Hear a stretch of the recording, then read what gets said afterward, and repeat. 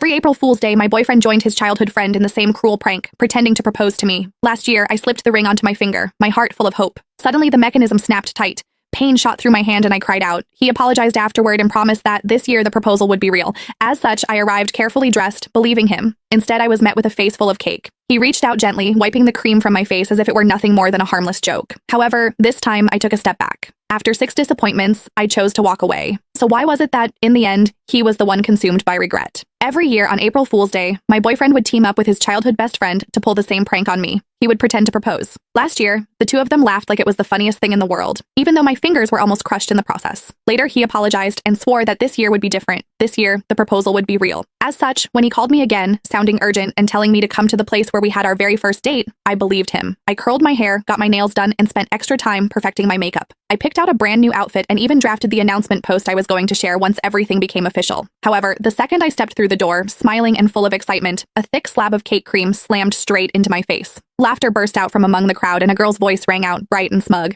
"I told you Whitney would show up, Nolan. You lost." Nolan Jones walked over and, just like always, gently wiped the cream off my face. "You got all dressed up," he said with a soft smile. "It's a shame about the outfit." Then he added, like it was nothing, "I made a bet with the guys about whether I could get you to come. I said you wouldn't.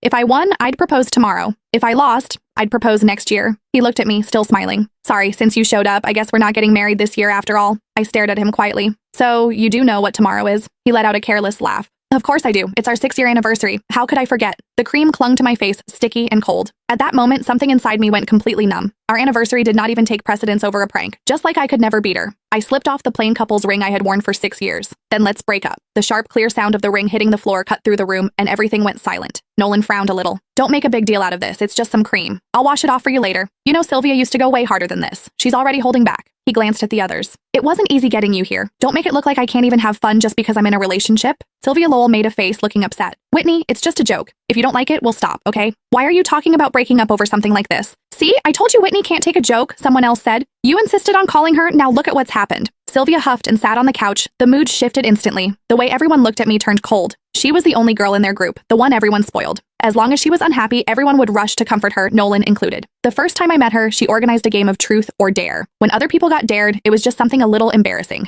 However, when it was my turn, they asked me to do something way out of line in front of everyone. All I said was that it was too much and I did not like it. Sylvia's eyes immediately turned red and she ran out of the room. Everyone ran after her, Nolan too. The welcome party that was supposed to be for me ended with me sitting there alone. He never said anything about it afterward, but from that day on, he never brought me to their gatherings again, unless Sylvia said it was okay. Then Nolan looked at me, his brows pulled tight. "Whitney, apologize to Sylvia." Before, I would have swallowed everything. I would have forced a smile,